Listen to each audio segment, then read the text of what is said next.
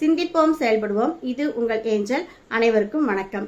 இன்னைக்கு நம்ம பார்க்க போறது PM வித்யாலட்சுமி, அதாவது பிரதான் மந்திரி வித்யாலட்சுமி திட்டம். இந்த திட்டம் யாருக்கு அப்படின்னு பாத்தீங்கன்னா, பொருளாதார சூழ்நிலை காரணமா உயர்கல்வி படிக்க முடியலையே அப்படின்னு நினைக்கிற மாணவர்களுக்கு மத்திய அரசு பிரதான் மந்திரி வித்யாலட்சுமி திட்டத்தை கொடுத்திருக்காங்க. இந்த பிரதான் மந்திரி வித்யாலட்சுமி திட்டத்துல மாணவர்கள் அவங்களுடைய கல்வி நிலையத்தை தேர்ந்தெடுத்து அந்த சான்றிதழ்களை அவங்க சமர்ப்பிச்சா போதும், அவங்களுக்கான கல்வி கடன் அவங்களுக்கு கிடைக்கப்படும். எந்த ஒரு ஜாமீன்தாரர் அந்த மாதிரி எந்த ஒரு கையெழுத்துமே இல்லாம, அவங்களுடைய சொத்து பத்திரம் எதுவுமே கேட்காம அந்த உயர்கல்வி படிக்க வேண்டும் அப்படிங்கிற எண்ணத்துல இருக்கிற மாணவர்களுக்கு அவங்களுக்கு நேரடியாக அவங்க வங்கி கணக்குக்கு அந்த கல்வி கடன் கொடுக்கப்படுங்க. அது மட்டும் இல்லாம அந்த கல்வி கடன்ல 3% வட்டி விகிதம் தள்ளுபடி செய்யறது நமது மத்திய அரசு.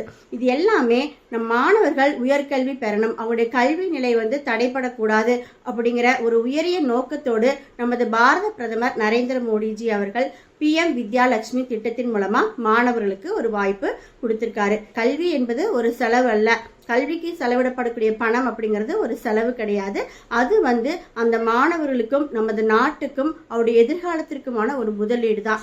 ஆகவே ஒவ்வொரு மாணவர்களும் பெற்றோர்களும் இந்த PM வித்யாலட்சுமி திட்டத்தை உணர்ந்து அதன் மூலமா எப்படி விண்ணப்பிக்கலாம், அதனுடைய பயன் என்ன அப்படிங்கிறத உணர்ந்து யாரும் அவருடைய உயர்கல்வியை தடைப்படாமல் அவர்கள் தொடர்ந்து அவருடைய உயர்கல்வியை பெறலாம் அப்படிங்கிறது நம்முடைய மத்திய அரசினோட நோக்கம்.